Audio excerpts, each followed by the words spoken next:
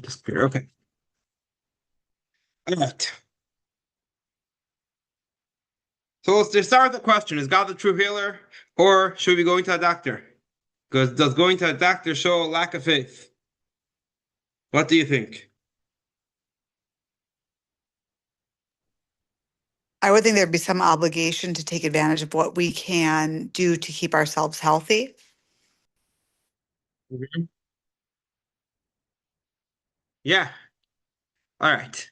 So there are some who might even bring proofs from the Torah. They would say that a true believer, an absolute believer, sees medicine as going contrary to faith in God. Um, they might bring some proofs here. We'll bring a verse that some people would likely bring as a proof.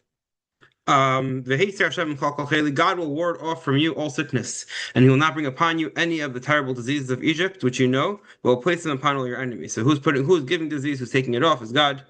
And if you have faith in him, then he'll take it off. And therefore, if you have a sickness, then what's the way to take it off? Pray to God, ask God to do it. Don't interfere in his plans. That some people might bring that as a source. Um, and we see that that help comes from God. In another verse, from now that I see, now that I am the one, there's no God beside me. I put to death and I bring to life. I wound and I heal, and no one can be saved from my hand. Now, of course, as we'll see soon, there's another way to read all these verses, but some would be bringing these verses as proof maybe to the idea that someone that going to doctors there's akin to saying that you believe that there's not that there isn't a supreme being controlling the world and instead it's all in our hands. This is a approach, and we'll just use this as a launch point to see how and this truth is this has been, as we'll see, this has been addressed by Jewish sages throughout the centuries. Okay, and then here we see a story that's even taking it a bit further. Maybe I'm seeing a story in Divrei Hayamim. Divrei Hayamim means is chronicles, and there it's a story about the king Asa, who maybe is from the not from the well-known kings of Judea, but from the greatest kings of the Jewish nation. And in the 39th year of his reign, I believe he reigned for 40 years. Yes, in the 39th year of his reign, Asa became diseased in his feet, and his illness became severe. Yet even in his illness, he did not seek God, but only the doctors. Also then lay with his fathers, and he died in the 41st year of his reign. So he reigned for 41 years. Wow. Longer than King David and King Solomon, who were each for 40. He reigned for 41 years. He went to the doctors instead of seeking out God. So it seems to be saying that we shouldn't be. Should we be going to doctors? Well, a simple reading of this verse might say not. Indeed, in prayers, there is a blessing that we say, asking God to grant us healing. Right? This is blessing number, I believe, the eighth blessing in the Shemona Esrei, eighth out of 18 blessings. And there we say, heal us, O God, and we will be healed. Deliver us, and we will be saved. For we take pride in praising you. Grant a complete cure and healing for all our wounds. For you, Almighty King, are a faithful and merciful healer. Okay, so where does healing come from? Well, if we're praying to God as a healer, then and some might bring it as a source that this is saying, some might say, this is saying that going to turning anywhere but God for healing is saying that you don't have complete faith that God is the one who controls the world. Okay, but we'll see. So as we'll see, this is taking this approach blindly is not and completely is definitely not the traditional, not the Jewish approach. Um, well, first of all, you have a verse which in context, this verse is speaking about, literally speaking, about how we need to be spiritually. Make sure to stay on the straight and narrow, stay in the right way. But the many commentaries learn it to referring to take it to refer to one's health. The verse says, "Take utmost care of your lives." In the Hebrew, "V'nishmartem me'od lenafshotechem." Take utmost care of your lives. Many use this, and this is used in the context of guarding one's health. Um, And to the extent that staying healthy is so essential that if you're looking for what city to live in, and back in the day, many people lived in smaller towns. Nowadays, living in a big city is much more the norm. But the Talmud says that any city that lacks these 10 things, a Torah scholar, which means who is supposed to be setting an example of where he lives, that others can look to. So a Torah scholar may not live there, and one of them is a physician. A city without a doctor, you're not allowed to live there.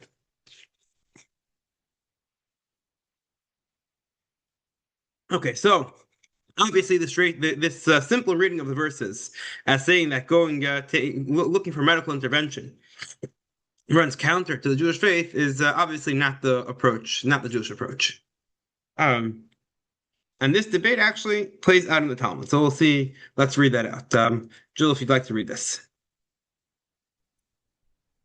Rab Aha said, one who goes to undergo bloodletting should say, may it be your will, God, my God, that this procedure be a healing for me, and may you heal me. For you are a faithful God of healing, and your healing is true, because it is not really the way of human beings to heal, but they have adopted the practice. Rashi explains, meaning that people should not have occupied themselves with medical treatments at all, but should instead have prayed for mercy from God. Abaye said, a person should not say this, for it was taught in the school of Rabbi Yishmael. The verse says, and he shall provide for his healing. From here, we learn that permission was given to the doctor to heal. So, yeah, that even when one is going then and until I don't know 150 years ago was probably the most common medical procedure, which was bloodletting, right? So that's you're doing it, but essentially any medical procedure, you should before you do that, you should say that may it be your will, my God, oh God, this procedure should go well because we shouldn't really be doing this. We do it anyway, but this is not the way we should be doing things, right? And that's why we're turning to God. And the Bible says, and this is how the perspective follows, is that you shouldn't be saying this. Rather, we are supposed to be seeking out medical intervention and looking for healing from natural sources. And he brings the verse, the source, and he shall provide for his healing. And we'll look at that verse. The context is if one person injures another. So then there's five categories of damages that he has to pay for, besides for compensating him for lost work. He also needs to cover his medical bills. So if you hurt someone else, you got to cover their medical bills. This is and the Torah. So the way the Torah words it, if the victim gets up and walks outdoors with support, as opposed to if the person passes from his injuries and the one who beat him is guilty of killing someone. But if the victim gets up and walks out towards the support, the one who struck him is cleared, except that he must pay for the victim's lost time and for his medical expenses. Now there are other things also that the attacker needs to pay, and that is that we see from other verses. But here it says the two things are lost time, so unemployment, and medical expenses. So the words Virnapa Yirnapa means he should provide for his healing. And that can also be speaking of a doctor saying that the doctor shall surely heal. It's actually it's using a double wording in the Hebrew, which is a stressor. Rapo Yirape, healing he shall surely heal. And these two words are the source that any doctor will look at to say that this is that my job to heal is not just it's a holy it's a whole it's uh it's a holy occupation. Um and this is quoted down all the way down to the Code of Jewish Law, where it says the Torah has granted the physician permission to heal, and it's a mitzvah. It's included in saving a life, right? If you heal someone else, you're saving a life. It's the greatest mitzvah, not just any mitzvah. And the Torah says this is something that we shouldn't be staying away from. Instead, we should be doing this. We clearly should be doing this. It's a great mitzvah. When it comes to saving a life is something which is of the utmost importance. I mean, the Talmud says one who saves a life, save even a single person if he saves the whole world. So sometimes we underestimate the value of an individual. But every individual, every human being has infinite value. Besides for that, every individual human being can be the source of infinite life, of future generations. And therefore, you're saving an individual, you're saving the entire world. Humanity was created originally as one single man. And why is that? Because that gives us the perspective that every individual, we should look at them. They're created in the same form, the same model. We all look just like the first human being, similar to the first human being. And because we all have the same value, that same infinite value. One person is where it all started from, and every individual has that full value. So therefore, it's saving a life is so important that the Torah says that under pretty much all circumstances, even if it goes even if it counters another obligation, the Jewish law says that you have to go and save a life. So if it's on Shabbos and, and saving the life demands doing things that are under normal circumstances not in the spirit and against the law of Shabbos, nonetheless, you go ahead and save a life. Um, but all this doesn't mean to say that we're rejecting the fact we're not putting our faith entirely in the science in doctors. Rather, there's a balance over here.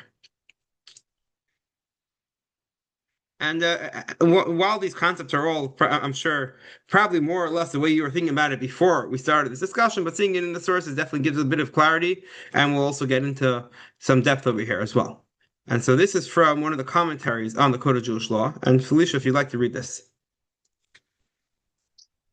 True healing comes through praying for divine mercy, for God alone has the full power to heal. As the verse states, I have struck and I will heal. However, since people are not always worthy of such direct, miraculous healing, a person must seek healing through the natural ways of the world. God agreed to this system and placed healing within the natural properties of medicine. This is the meaning of God granting permission to the doctor to heal. Thank you. So this is what we're saying. What as the Taz puts it, is that the two go together. God has the power to heal, and He wants us to do it. How does He want us to do it? Through the natural ways that the world functions. Yes, He could do a miracle, and He does miracles. He also functions through nature, and He generally wants the world to function in a natural way. If He wanted to create a miraculous world, He would have done that. Instead, He created a natural world in which miracles maybe do happen, but that's not the general way which He wants the world to function, because He wants us to bring godliness into the realms of nature, and that's why God tells us that to stay healthy, we should be turning to doctors. What we said earlier, King Asa was punished. Why was he punished? What was the issue that he did? He turned to doctors and he didn't turn to God. He was putting his faith entirely in the medical establishment, entirely in doctors, without recognizing that ultimately the healing comes from the light of God, and he functions through doctors. But they're just a channel of they are a channel through which healing can come. And you shouldn't be putting your faith in. He put his faith in them, and that was where he went wrong. And there's another thing also which comes into play. Another reason why God wants us to function through healing to happen in natural ways. And one aspect is because generally God wants the world to function in a natural way. But the other thing is what we see over here. This is from the Medrash. And here it says that everything created during the 6 days of creation requires further preparation and refinement. So mustard needs to be sweetened, and lupines need to be sweetened, wheat needs to be ground, and even the human being requires refinement. Nothing created in this world is created perfectly. As much as it's created perfectly, it's still not created perfectly, meaning God, everything that we encounter in nature is perfect for us to come to the task and bring it to a greater perfection. And that's why us, humanity, our mission in this world is not just to be stewards, to keep the world in its natural state, but to take it from its natural state and make it even better. How can we make it better? Well, there are many ways to do that. And one of the things when it comes to dealing with a person is to help that person stay healthy, be healthier. And that's the way that we can do it. And this can be applying it to medicine. So there's a story from the Medrash. It speaks about the two great sages, Rabbi Yishmael and Rabbi Akiva. I think we've spoken of Rabbi Akiva here before. He was he started off. We spoke about him last week, I believe. But he came to Torah learning very late in life. At age 40, he sat down in the kindergarten to learn how to read, and he quickly progressed. It was all in the encouragement of his righteous wife, who told him that he could still have a chance and he should go ahead and study, and ultimately became one of the greatest Jewish leaders. So Rabbi Yishmael and Rabbi Eikev were once walking through the streets of Jerusalem with a companion, and a sick man approached them. Masters, he pleaded, can you tell me how to be healed? And so they told him, take such and such remedy until you feel better. And so their companion challenged them, tell me, who made this man sick? They said. And so the rabbis turned to him. They said, the Holy One, blessed be He, God made him sick. Then how can you interfere? Asked their companion. God afflicted him, and you presume to heal? So the rabbis turned the question back to him. What's your occupation? And he said, I'm a farmer, lifting a sickle in his hand. And who created the earth and the vineyard? You work, they asked him. The Holy One, blessed be He. So then how dare you enter an area that's not yours, the rabbi asked. God created the land, and yet you eat its produce. The man protested. But don't you see the sickle? If I don't plow and water and fertilize and weed, nothing's going to grow. So the rabbi smiled. Foolish man, they replied. Have you never heard that a person is like the tree of the field? Just as a tree that is never tended cannot grow, and even a growing tree will die without water and care, so to the human body. Medicine is its fertilizer, and the doctor is its farmer. And so that's what they were essentially saying is that yes, the person God put us in a situation where He wants us to better better what we're given, and when it comes to the aspects of nature around us, we can build on it. We can take an empty plot of ground and make it into a field that grows fruit, and optimize that process. But also when it comes to a person, we can make that person healthier through medicine. Now, God didn't create the world in a finished state. He specifically made it unfinished. That way we can contribute to that.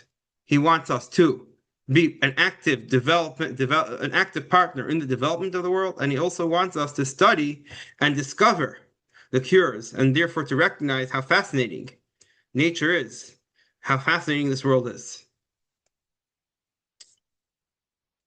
And that's our general approach to medicine.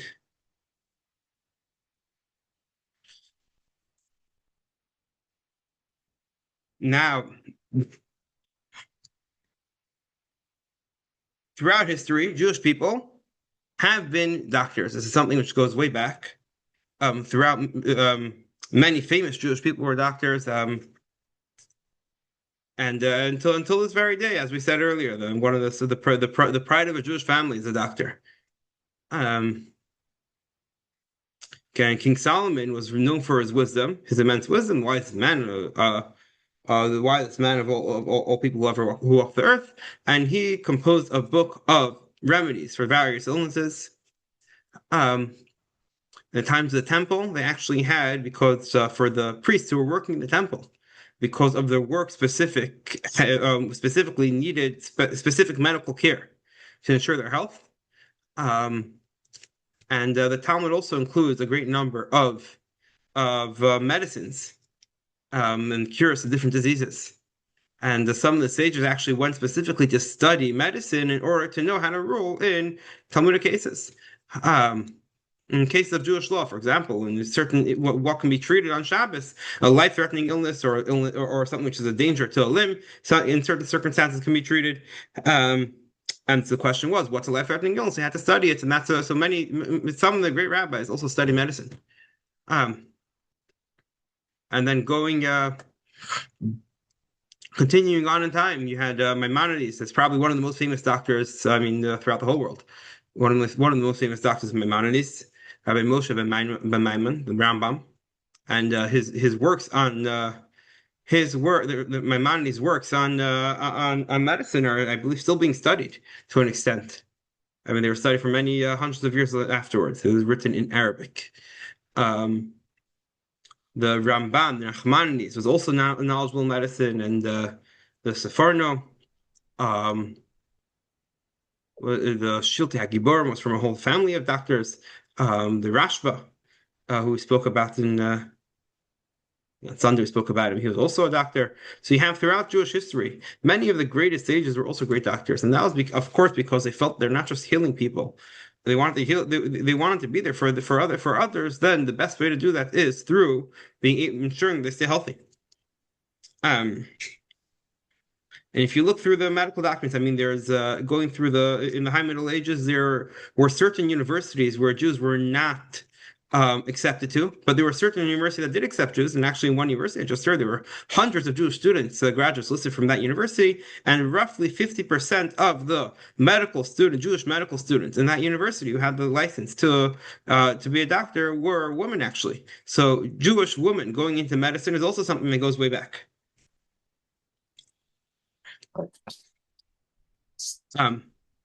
Hello. Oh, hello, welcome. Hello, I'm a little late. How are you doing? We're doing wonderful. And so who can be a doctor? The Code of Jewish Law says what's the guidelines if someone should be a doctor? And Alan, if you'd like to read this one. A person should not practice medicine unless they are an expert and no greater authority is available. Otherwise, they are considered guilty of bloodshed. Furthermore, if one practices medicine without authorization from the Jewish court, they are liable to pay financial damages. The Aruch HaShulchan comments, nowadays this means that a physician must be licensed by the government, certifying that they have the legal authority to administer medical treatments to the sick. Thank you. So it's very fascinating. First of all, that just it's in order to function as a doctor, one Jewish law dictates you have to be licensed, and there actually used to be an internal licensing system within the Jewish community. Nowadays, we outsource that to the government, but you have to be a licensed doctor in order to function. This goes back. This is something which is if it go back to Jewish law.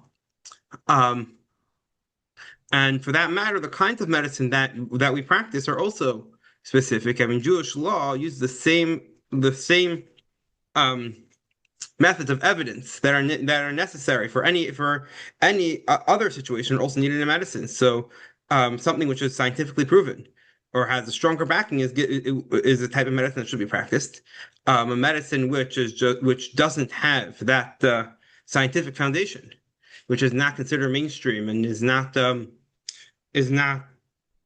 widely accepted, is viewed with more skepticism.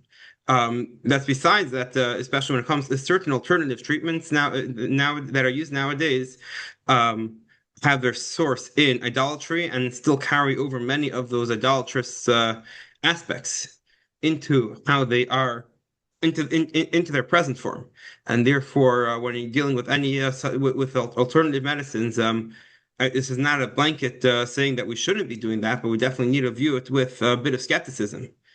Um, Both because if it doesn't have the same rigorous testing and the universal acceptance, and also if it's sourced in idolatry, then it's definitely something that a Jew should not be shouldn't be engaging in. But that's a whole discussion in its own right. There is one case where Torah law says actually that something which is has no medical foundation for it still should be there's still validity to it, and that is when someone has a snake bite. So you would have people who would um there are people who would give incantations. They would whisper over the snake bite, and supposedly it was supposed to heal it. And Jewish law says you can do that, even though there's no actual validity to it. It doesn't work. But what it does is it calms the person. And if a person is calm when you have a bite, then it stops it from it's medically important to stay calm, and therefore there is that value to that. Um, And then there are other medicines which maybe nowadays we don't understand, but back in the day they used it because they didn't understand. They say it worked, and these are the kinds of things which constantly change because human beings change, and things that used to work back in the day don't work now. In the same way that the antibiotics that we're using today might not work in a few years, and the medicine is constantly changing. People are changing, and our nutritional habits are also changing. But in Ugh. general, definitely when it comes to science-based, scientific medicine, that's something which is seen as a strong positive. Then there's a very interesting Talmudic passage which we'll bring in, because here we're speaking about what should a doctor be like. And this is a very curious Talmudic passage. Please don't quote it until you actually hear the explanation, which will present three explanations to this passage. Says the Talmud in Kiddushin. Julie, you'd like to read this? The best of the doctors will descend to Gehonom. I'm Gehenna, sorry. Gehenna is Hebrew for hell or purgatory. The concept is not the same as it is in the non-Jewish world. The general idea is that it's a cleansing process, a maximum of 12 months, whatever that means in spiritual terms. But the best of doctors will descend there. Very, very curious. After all, we said that doctors are doing holy work. It's an amazing thing. Why are we saying the very best one? It's a great mitzvah. And the best of the doctors are destined for punishment. And so we'll go through three explanations, and each of them will show us what the Torah considers a truly good doctor, and for that matter, what type of doctor deserves punishment.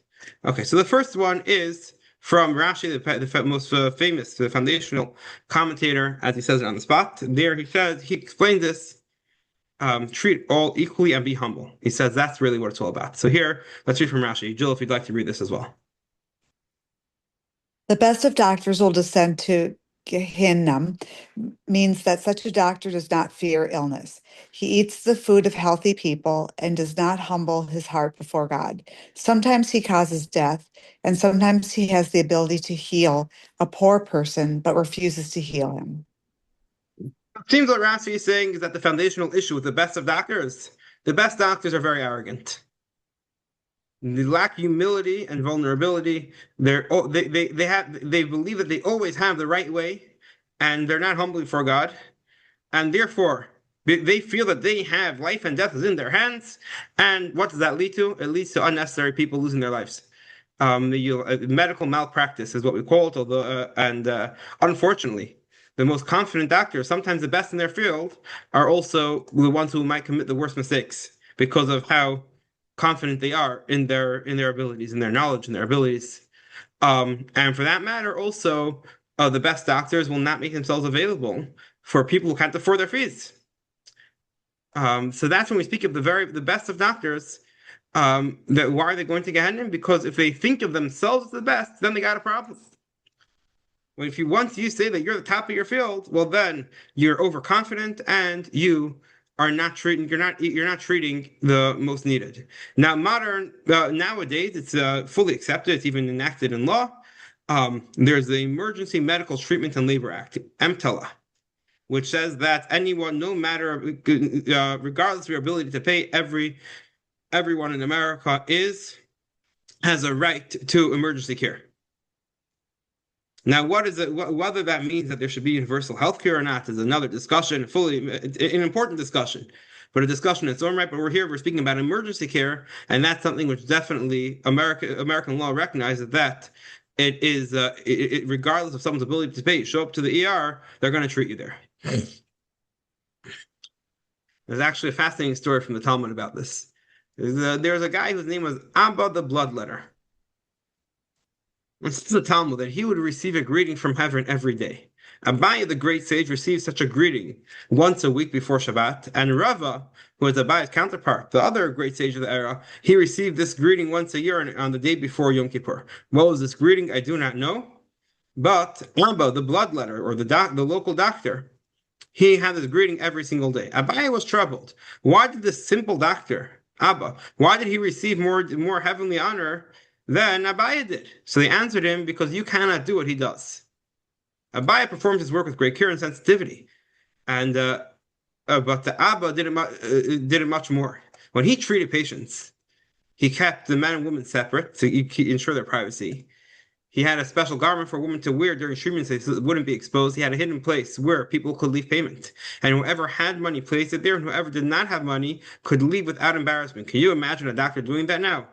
Having a place for payment, saying it's up to you if you can pay or not? Hard to imagine. And when a Torah scholar came for treatment, Abba wouldn't accept payment at all. Instead, after the treatment, he would give him money and say, go buy food so you can regain your strength. If only you go to the doctor and they would pay you to come. So one day, Abaye sent two sages to test Abba. Abba welcomed them warmly, gave them food and drink, and at night spread out mats for them to sleep on. In the morning, the sages rolled up the mats and took them to the marketplace.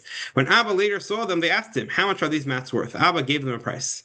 They asked, maybe they're worth more? And he answered, no, that's what I paid for them. Then they told him, these mats are yours. We took them from you. Please tell us, what did you suspect us of when we walked off with these mats? So Abba answered, I thought perhaps an opportunity came up to redeem captain. He needed the money immediately, but were too embarrassed to ask me, so he took the mats. And the sages offered to return them, but Abba refused. From the moment I realized they were gone, he said, I already moved them from my mind and dedicated them to charity. So that's the kind of doctor, someone who has true sensitivity and care for others, and truly generous. And that is what someone in the healing profession, the Torah expects from them. Even if you're not fully up to Abba's level, but if you have a gift to heal, it's something which is a gift of yours to be helping others, even when there is nothing in it for you. And so that's the first lesson from this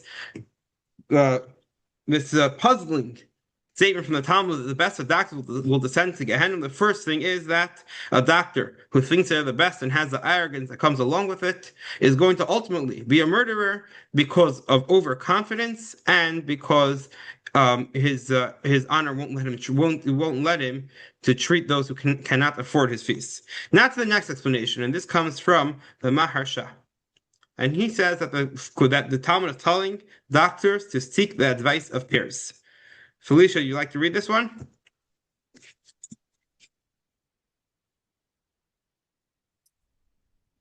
All right, Alan, take it away. The best of doctors refers to one who considers himself the best and most expert doctor, believing that there is no one like him. Because of his arrogance, he relies too heavily on his own expertise. Sometimes he misjudges the nature of the particular patient and causes death by giving a treatment that is harmful for the individual. Rather, because a human life is at stake, he must discuss the case with other doctors. Yeah. So the second principle that they could see from this that the commentaries take from this statement of the Talmud is that a doctor needs to consult with others. Someone who thinks they're the best, and therefore no one else's opinion matters, is going to ultimately mistreat, misdiagnose people, as happens all too often. That's why, generally speaking, as a patient, one should always, whenever there's an important case that comes up, always look for a second opinion. Um, even if there's a cost to it, I'll tell you, I know a number of people who are saved from significant issues because they seek the second opinion, whether it's for the diagnosis or for um the treatment as well. A second opinion is generally speaking always positive. Um, Now, this aspect of the best of the best doctors won't consult with others. Well, nowadays, at least it's the accepted the policy nowadays from the American Medical Association, the Code of Ethics. So they mandate that doctors need to continuously study, need to constantly get credits in order to keep up to their license should be active. They need to consistently get credits and never think that they know everything because recognize there's always more what to study. Um, Now, the third message that the best of doctors might be making a mistake on is a message for a doctor that he should recognize that he's only a messenger.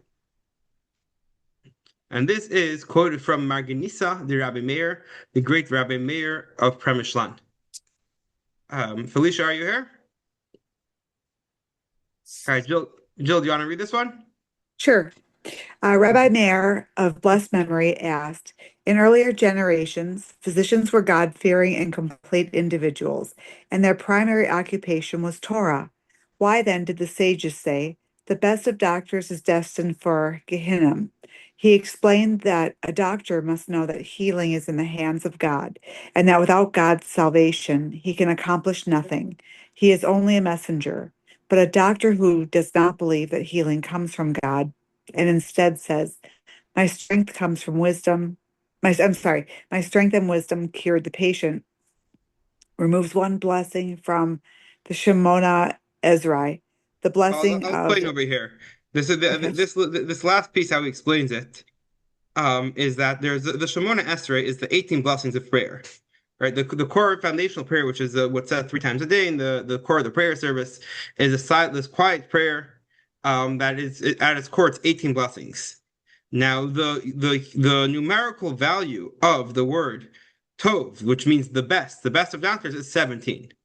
So what we're saying is a doctor who thinks of himself as the best is also a doctor who only has 17 and is missing the 18th blessing. Okay, so he removes one blessing from the Shemona Esrei, the blessing of Rifa'enu Hilas. He's left only with 17 blessings. This is the meaning of the best Tov of doctors. The doctor is left with only Tov. The numerical value is 17, descends to Gehenna. It's a cute play on words over here. We're saying calling him the best. We're also saying that he's missing one of the blessings. But what he's essentially saying is what's the issue over here is when a doctor thinks that everything is up to him, and then he forgets that ultimately healing is in the hands of God. So then that's a negative. Um, and this is a perspective which not only doctors should have. The truth is that patients should also have this perspective that when you're looking for healing, you should also ultimately know that you're in God's hands, and God is the ultimate doctor. yes, but yes, God is in control. God is ultimately in control. God set up also the world in a way that healing should come through doctors, through medicine.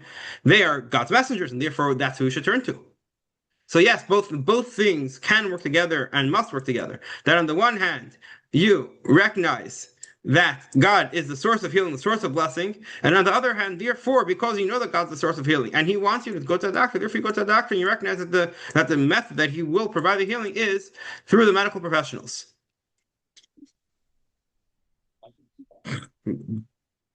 This is actually explaining. There's an interesting, curious statement in the Talmud as well. Wait. Sorry, just a second. Yeah. So here the Talmud says, the rabbis taught that King Chizkiyahu did 6 things. For 3, the sages agree with him, and 3, they did not agree with him. One of the things that they did agree with him was they hid away the book of remedies. So there's this book of remedies that was passed on from generation to generation. I think it was the one that was authored by King Solomon. Yeah, and this refers to the book composed by King Solomon on the wisdom of medicinal herbs. In that book, he drew illustrations of the herbs so they could be identified and wrote, this one is effective for that illness and that one for this illness. However, people began to rely solely on them, removing their trust from the Almighty. The sages said that what he did was a positive. When everything, now, I don't know how to explain this, but evidently they felt that when everything was solved by science, by medicine, then people lose their faith in God. Um,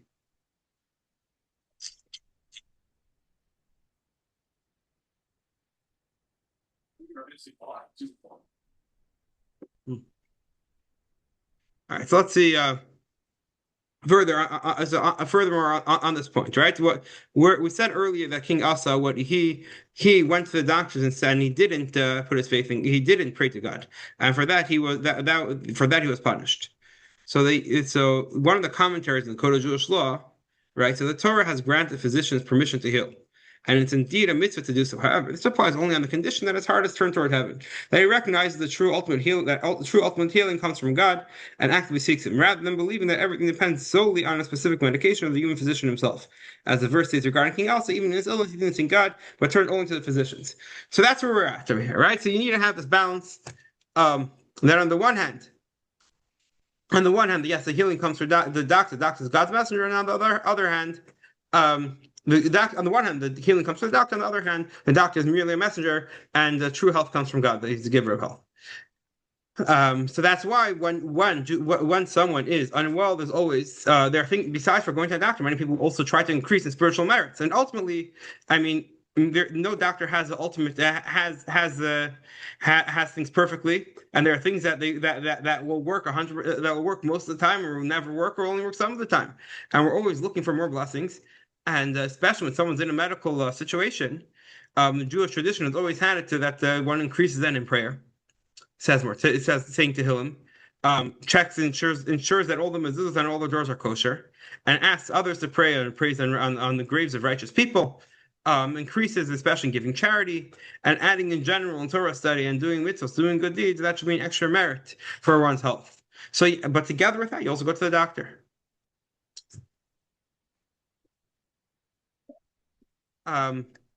Now, when it comes to what type of doctor one should look for, so there's a classic story that one was asked when it comes, is it better? A rabbi was once asked, is it better to go to a doctor who knows the trade or one who's God fearing, and of course, and he said that to go to the one who knows the trade best, and that's in general the approach. You go to the best doctors, but but the perspective that the patient needs to have, and the doctor needs to have, for that matter, is to recognize that the source of health is from Almighty God, and the doctor and the medicines that we have are His way of providing us with health.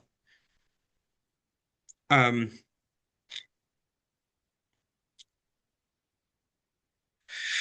And I think I'm not sure if I don't recall if we'll be addressing this soon, but one thing which is important to know when it comes to this perspective is that a doctor only has is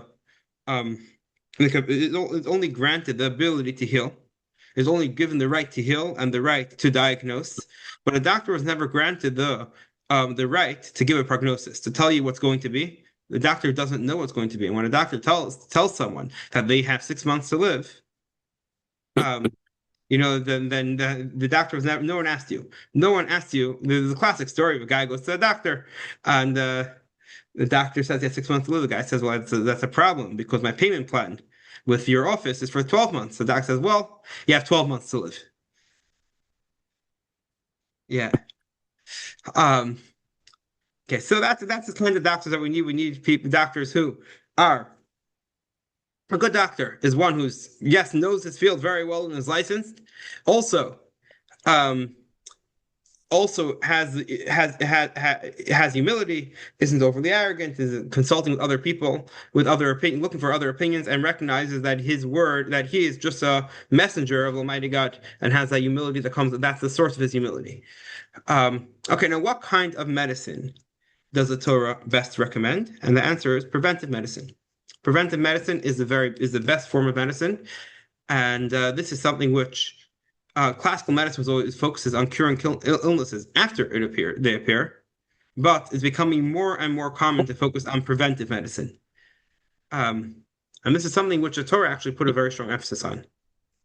Right. So first, we'll start with us. One of the verses that's seen from the Torah that Maimonides says. This says that this shows that one should keep themselves healthy. Is this word where the Torah says, "Beware for yourself and guard your soul." Doesn't just mean beware for your spiritual condition, but also your physical condition to stay healthy. And so you have actually there's a interesting one of the mitzvahs of the Torah that might relate to this concept of to health, especially preventive medicine, is that there's a command that if one has a roof, the Torah actually says you have to put a fence around the roof. And this is seen not just in a literal sense, not just speaking about a roof, that a roof that people access that needs to have a fence, but anything which can be a stumbling block, which can lead to danger. Um, Jewish law says that you need to prevent that danger. And if someone leaves the dangerous obstacle and doesn't remove it, they neglected a positive mitzvah and violated the prohibition. Do not place blood in your house. So there's a mitzvah to stay away from things that are dangerous. Does this mean, how do you apply this to modern things that are dangerous? Well, if there's foods that are dangerous, maybe we shouldn't be eating them. If there are activities that lead to danger, we should be staying away from them as well. Um, and this is in the Ramah, in a code of Jewish law. He writes that one must be very careful to avoid anything that can lead to danger, because matters of danger are treated more strictly than ritual prohibitions. One must be more concerned about a possible danger than to danger to life than about a possible ritual prohibition. So therefore, the sages forbade walking in dangerous places, such as under a leading wall or alone at night. They also forbade drinking water from rivers at night, or placing one's mouth directly over a stream of water to drink, because these practices raised concerns about danger. Back in the day, you didn't know what was floating around in the river, and there were these parasites that were floating in the rivers. And if you couldn't see what you're drinking, then you could swallow them. It could be very dangerous. The authorities also wrote that one should flee a city when a plague breaks out, and that one should leave at the beginning of the outbreak rather than at the end.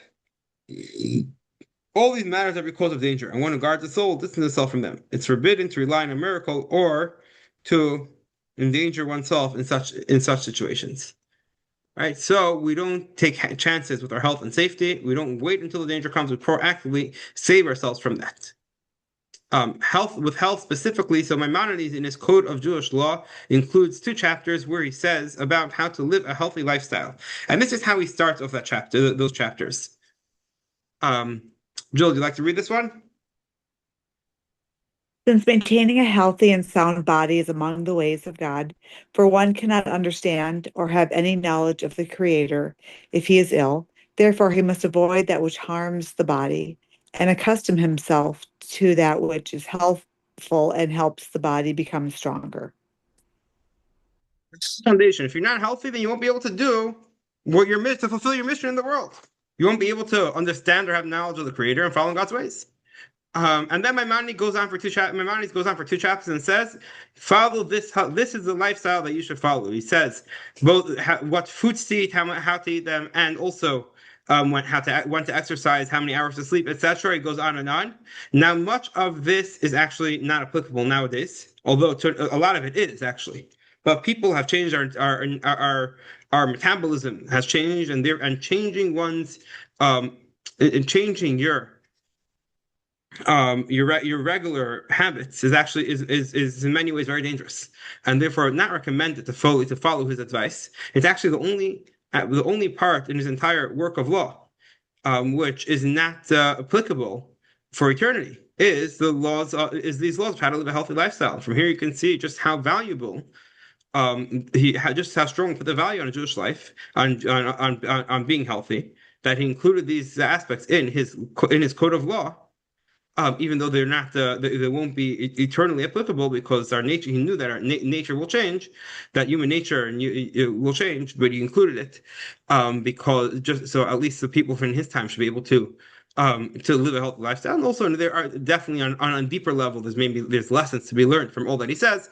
um, but what he does say is that anyone follows his lifestyle won't need a doctor and will remain healthy until old age. So this is something she's saying, that live, follow a healthy lifestyle. Don't just go to a doctor when you're sick, right? Go to a doctor before you're sick to make sure that you won't be that you won't get into unhealthy way. It's like you shouldn't go to any problem is much better addressed in a proactive way instead of waiting for a problem to arise and then to treat it. And it's especially so when it comes to health. And so that means exercise, nutrition, emotional wellness. And this is something which impacts one's spiritual life. The second Rebbe of Hasidism, the student of the Baal Shem Tov, the Maggid of Mezrich, the preacher of Mezrich, he wrote in a letter to his son, which was discovered 150 years later in what's known as the Chersan Geniza. This letter, one of the lines that he says over there, tells the son to stay healthy because a small hole in the body is a large hole in the soul. So a small hole in the body is something which can it shows in something very negative. Is very on a spiritual sense also. If one isn't healthy physically, then spiritually they're doing even worse. We need to care for our bodies, and that's how we are, and through that we're serving God.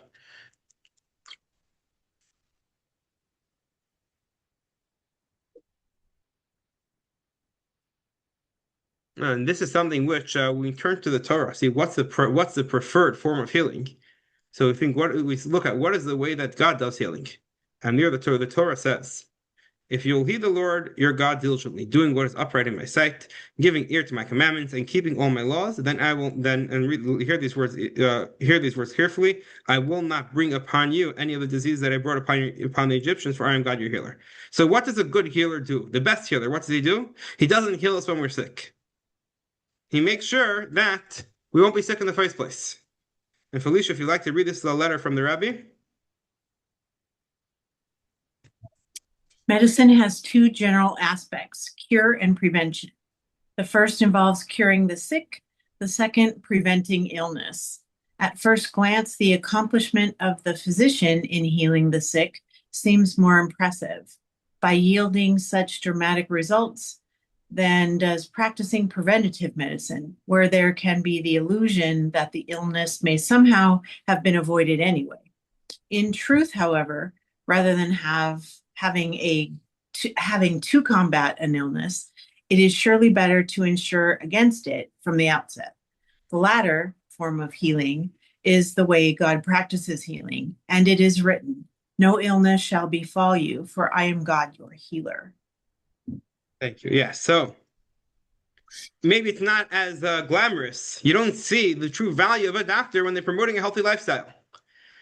The best doctors are the ones who perform the greatest feats. You know, the story of the doctor who was visiting his mechanic. And the mechanic says, doctor, come over here. Let me show you something. And the doctor comes over and the mechanic says, look, this is the engine of the car. This is really the heart of the car. This cylinder is the heart of the car. Here, I'm going to take it apart.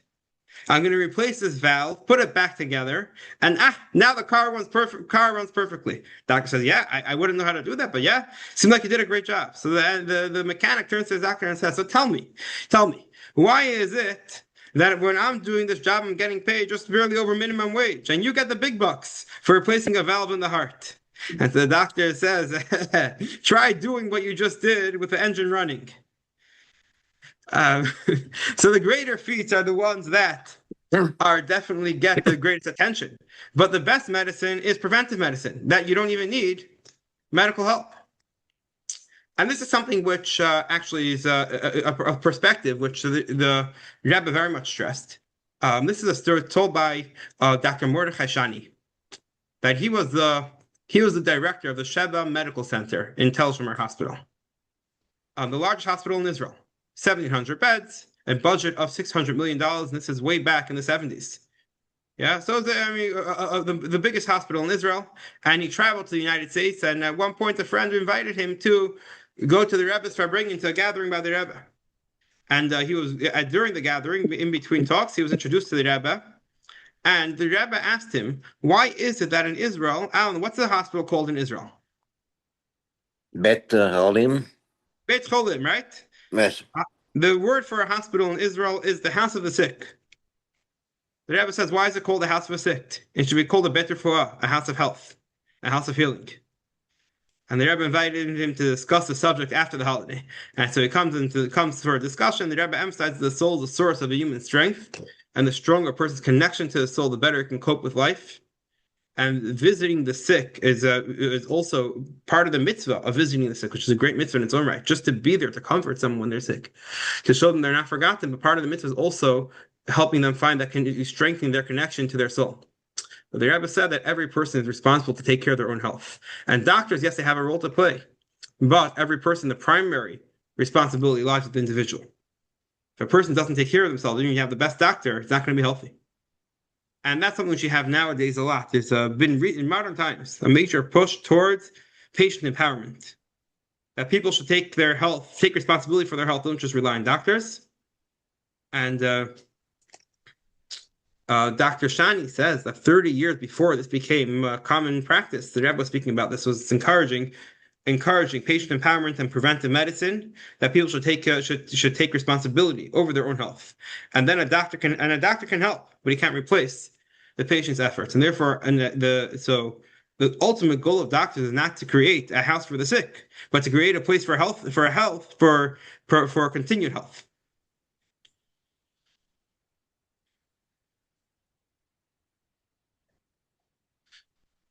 Okay, now there's one more point that we'll get to over here, which is we spoke about medicine, spoke about doctors. What about spiritual medicine? Spiritual preventive medicine. So we're saying the best medicine is best medicine preventive, and that's also with not just with physical health, but also emotional health, and together with that spiritual health. And the best way to create someone who is spiritually healthy is to do that proactively. And this leads us directly follows from what we spoke about last week. Last week we spoke about education, the best way for education, and we'll continue that on right over here. That educate a child according to his unique way, and even when he grows old, will not depart from it. If you build a strong foundation, then even when the child grows old, that foundation will continue. And that's why when do we start educating a child?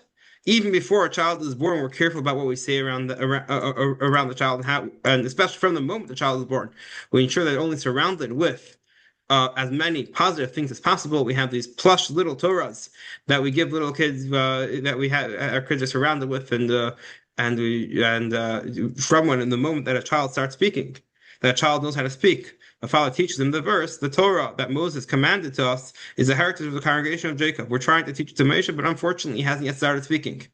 But he knows. Uh-oh. What? When he starts speaking, this is probably the first few words, because he gets excited every time we say this verse with him. So this becomes his very first speech training. From here, the sages derive. When a child begins to speak, his father should converse with him in the holy tongue, in Hebrew or Yiddish, I guess, and teach them Torah.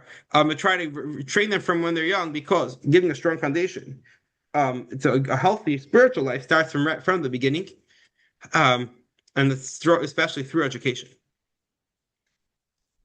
And this is something which, unfortunately, we know people will give everything for their children's health.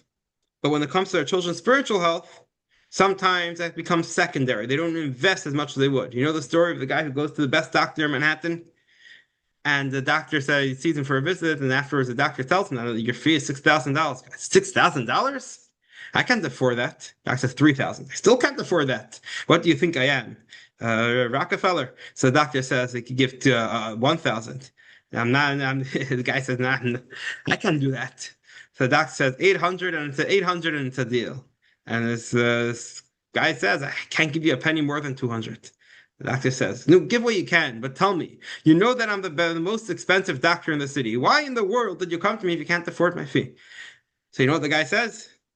I'm sure Alan can finish this joke for me. No, I got know the You don't know punchline this though. one? No, When when it comes to my health, I'm your money is not an best. issue.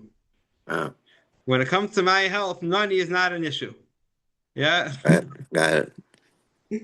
So when it comes to spiritual health, definitely money should not be an issue, and that's why I mean the best way to create strong Jews is to start when they're young, and I should say also this is not only with children in general for anyone to create to investing in your health, especially in your spiritual health, is primarily through education. Not to come to a rabbi when you have an issue. Come to a rabbi when you have an issue, and we'll always be there for you.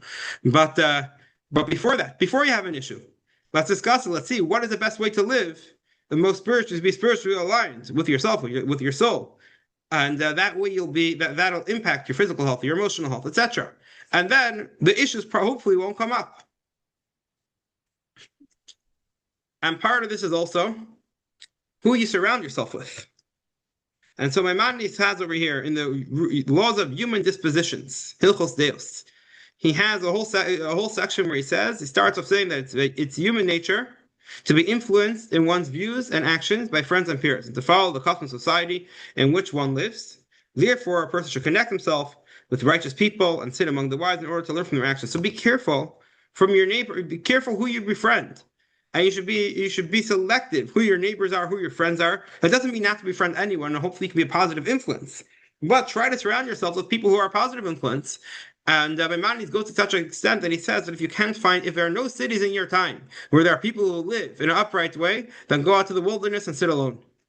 But better to be not have any friends than to have bad friends. But that's what he's essentially saying is that when it comes to spiritual health, you have to be a preventative medicine is the best medicine. Surround yourself with healthy influences. So you have, there's a classic story of Rabbi Yossi ben Kisma, who someone once tried paying him off to say, come to our city and be the scholar of our city. And he said, even if you give me all the money in the world, I'll only dwell in the place where there are Torah scholars. Because when it comes to the world to come, all the money's not going to come along with me. But the Torah that I study and the good deeds, that's going to come along with me. And so who should the best way to stay healthy is by surrounding ourselves by people who are a positive influence.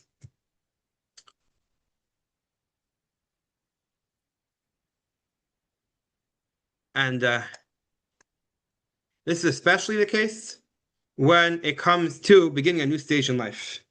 So we said earlier, we mentioned there's a mitzvah of that when one has a roof that people access, you need to ensure that there's a fence around it, a gate around it, so that way people shouldn't fall off. And that is also applicable in a spiritual way. So let's actually have it over here. Here, Jill, would you like to read this one? As a guideline for entering a new stage in life, the Torah says when you build a new home, you shall make a railing. Since it is a new home, a new structure, and the path of divine service with which the person is not yet familiar, he must make a railing, meaning a protective fence or barrier. The precautions he followed in his previous path of divine service are no longer sufficient. He must take on new safeguards and boundaries in thought, speech, and action. So essentially, what the Rebbe over here is saying is that the Rebbe was saying this to a young man. It was at a public gathering, but the young man who at that gathering was going to get married just a few days later. And the Rebbe said, when you're starting a new stage in life, as that man was, you should ensure that you have the safeguards that maybe previously in life those things didn't exist because you're in a more comfortable space and you didn't need that direction, that clarity of direction. But now you need to have it stronger. We're starting on a new path. You need to be even stronger in ensuring that your path is going to follow the right way.